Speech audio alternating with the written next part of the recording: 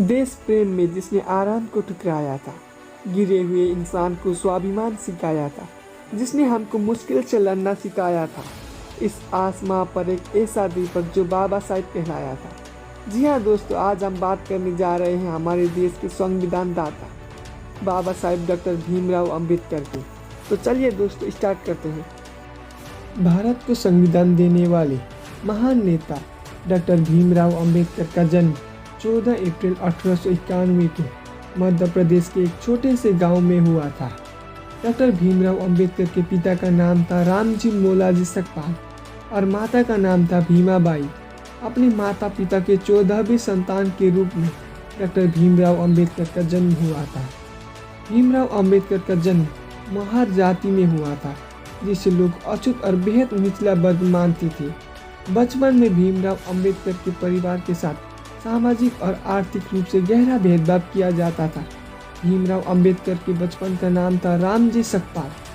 अंबेडकर के पूर्वज लंबे समय तक ब्रिटिश ईस्ट इंडिया कंपनी की सेना में कार्य करते और उनके पिता ब्रिटिश भारतीय सेना की मऊ छावनी में सेवा में थे।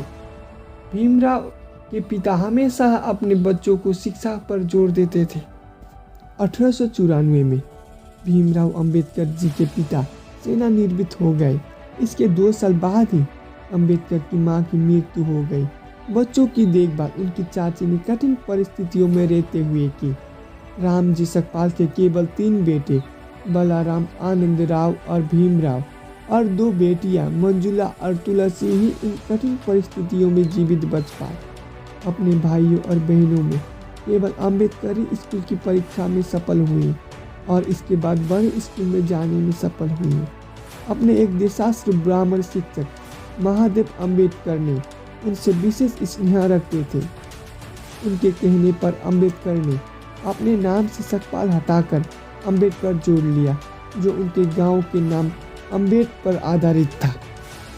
और 8 अगस्त 1930 को एक शोषित वर्ग के सम्मेलन के दौरान अंबेडकर ने अपनी राजनीतिक दृष्टि को दुनिया के सामने रखा, जिसके अनुसार शोषित वर्गों की सुरक्षा सरकार और कांग्रेस दोनों स्वतंत्र होने में है। अपने विवादास्पद विचारों और गांधी और कांग्रेस की कुट आलोचना के बावजूद अंबेडकर की प्रतिष्ठा एक अद्वितीय विधान और विविधता की थी, जिसके कारण 15 अगस्त 1947 में भारत की स्वतंत्रता के बाद कांग्रेस के नेतृत्व वाली नई सरकार अस्तित्व में आई तो उसने अंबेडकर को देश का पहला कानून मंत्री के रूप में सेवा करने के लिए आमंत्रण किया, जिसे उन्होंने स्वीकार कर लिया। 29 अगस्त 1947 को अंबेडकर को स्वतंत्र भारत के नए संविधान की रचना के लिए बनी संविधान मसौदा समिति के अध्यक्ष के पद में नियुक्त किया गया। 26 नवंबर 1949 को संविधान सभा ने संविधान को अपना लिया।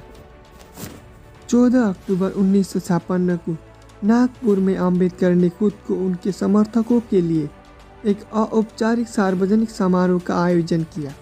अंबेडकर ने एक बौद्ध भिक्षुक से पारंपरिक तरीके से 3 रत्न ग्रहण करे और पंचशिला को अपनाते हुए बौद्ध धर्म ग्रहण कर लिया।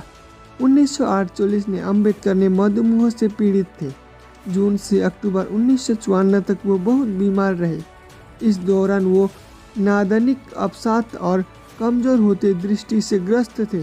16 दिसंबर 1956 को अंबेडकर जी की मृत्यु हो गई।